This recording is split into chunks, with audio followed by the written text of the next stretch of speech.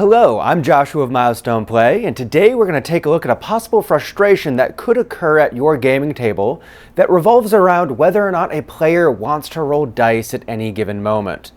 Now, this is not a video about whether it's a good time for the game master to call for a die roll. There are a bunch of really great videos that help you understand whether it's a good moment to call for a roll, whether there will be consequences for the roll, whether it pushes the story forward. That is not what this possible frustration or problem is about. Rather, it's about whether the player in that moment wants to make a die roll for what's going on. To help explain this concept, I do want to talk about another related idea of role-playing or role-playing.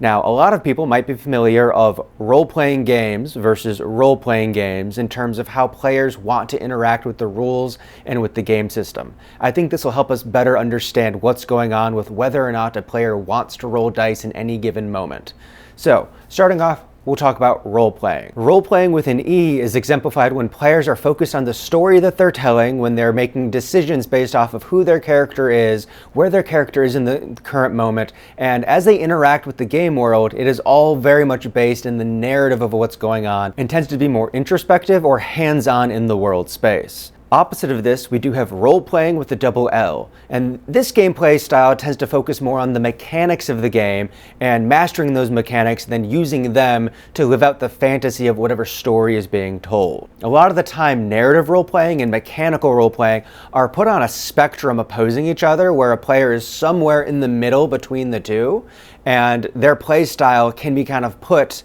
on that gradient.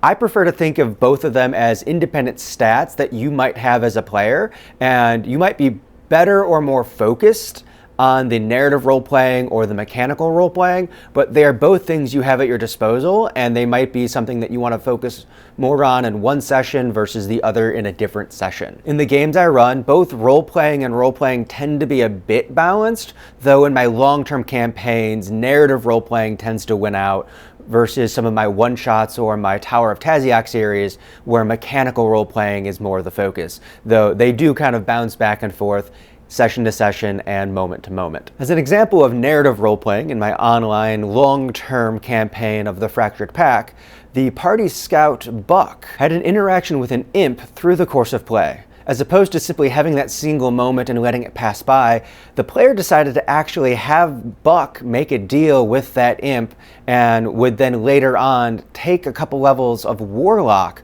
multi-classing their character. Now, despite this being a mechanical choice, it was not mechanically favorable. Buck did have a negative charisma bonus. This was not a good mechanical choice. The player decided to make that choice based off of what had happened in the story and wanting to push that story element further and keep that imp around in a much more involved manner. They ended up making a less than mechanical choice for the sake of the story. Now, opposite of narrative role-playing, an example of mechanical role-playing that I have is currently in my vintage D&D series, where we're going through a bunch of older campaigns, and I have one character, the Eldritch Knight Teldrin, that is extremely focused on mechanics. Everything that they have done to build their character is about being the best crossbow marksman that they could possibly be, and most of their interaction with the game space is through the mechanics of their feats, of their bonuses, of their attacks, and then they leave a lot more of the in-world narrative power to the other players. Now, how do these two facets of narrative role-playing and mechanical role-playing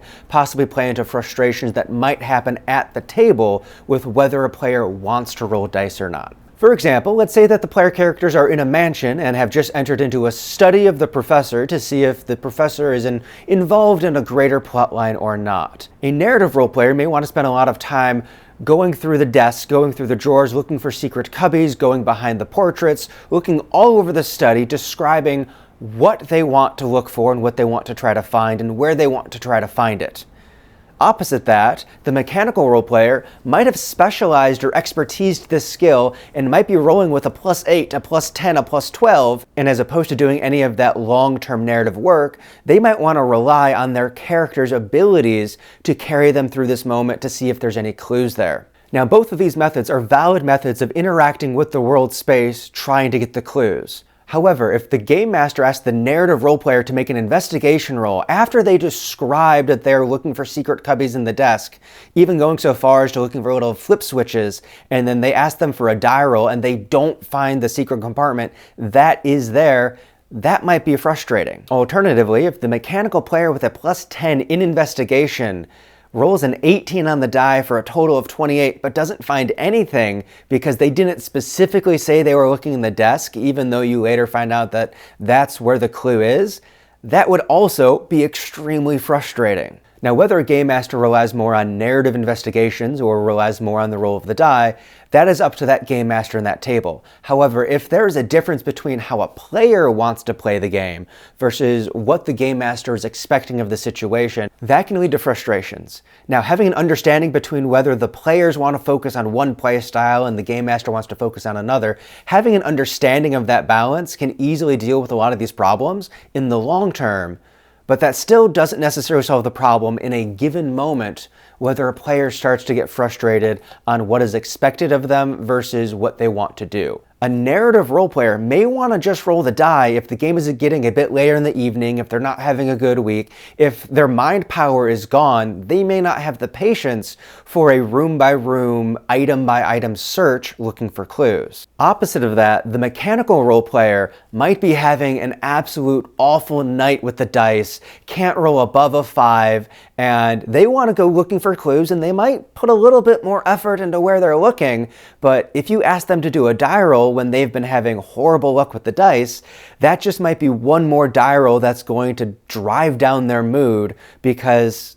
it's just a bad night for the dice. So yeah, having an understanding of what the MO of the players versus the MO of the game master can help this problem, but in a moment-to-moment basis, the player's desires might change. Opposite of the player perspective on this issue is also the game master perspective. A game master might have spent multiple hours coming up with the perfect puzzle for a long-term encounter in a given session, and if a player simply wants to roll a die to solve the problem, that might not fit what the game master had planned for the intricacies of this session. Now, a game master might still want to allow for die rolls to be made to get clues to solve the puzzle, but if the players simply want to roll 1 or 2 dice and have that be the end of this room, that can be frustrating for the game master. Furthermore, a game master might not have the time to develop very complex puzzles and instead is running pre-written adventures and modules that might just have a small puzzle or like a trap in a hallway. Now, the game master might be expecting the trap to either go off and harm the party, or the party to see the trap, roll to disable the trap, and then either it still goes off anyways, there's a partial effect, or they disable it and can move on safely. And if that's what the game master is expecting out of that moment, but then they have a player that's wanting to get into the nitty-gritty detail of how that trap works and develop that out, the game master might not have the answers. More so, the player might know more about a given topic than the game master does, at which point it becomes this contest between what a player knows versus what a game master can handle in that moment on the fly, and that can be frustrating for the game master, and the game master may just want a die roll to figure out which narrative branch you're taking and then moving on. With the complexities of the player perspective and the game master perspective on narrative role-playing versus mechanical role-playing, yes, it is important to have a base understanding of all of the players and the game master's MO on how they want to run this. But in a moment-to-moment basis, whether a player is getting frustrated, whether players are tired, whether the game master has put a bunch of work into a situation or is following a pre-written adventure that didn't give them information on how this complex trap works, all of those things are things that need to be taken into account. Now, this is not giving you solutions to the problem, but rather calling attention to the intricacies of it. Every player is different, every game master is different, every table interacts differently, but being aware of how these different problems can layer together can help you stay cognizant at the table. And as a player, yes, be aware if you're getting frustrated or if you want to interact with the world in a different way. And game masters, be aware that just because you don't have time to work on something, spending 2 minutes trying to come up with an answer at the table to work with the players might be good. Giving them a die roll where you didn't want one can give them hints, and fleshing out the scenario, even if it's just 2 or 3 minutes figuring out how this is going to play out and giving your character something to interact with as opposed to roll against can really add layers to your session as opposed to frustrations. If you have any experience from the many sides of this issue, whether it's from the narrative perspective, the mechanical, the player, the game master, go ahead and let us know about those in the comments. In the description, you can find links to our website, our Discord, our Patreon. If you're looking for a game, looking to join a group, we are looking to currently start another long-term campaign, as well as we have weekly one-shots that you can join in, whether they're very thematic one-shots or our long-term Tower of Taziok roguelite dungeon. All of that can be found down in the description. And yeah, thanks for watching, and I hope you have a lovely day.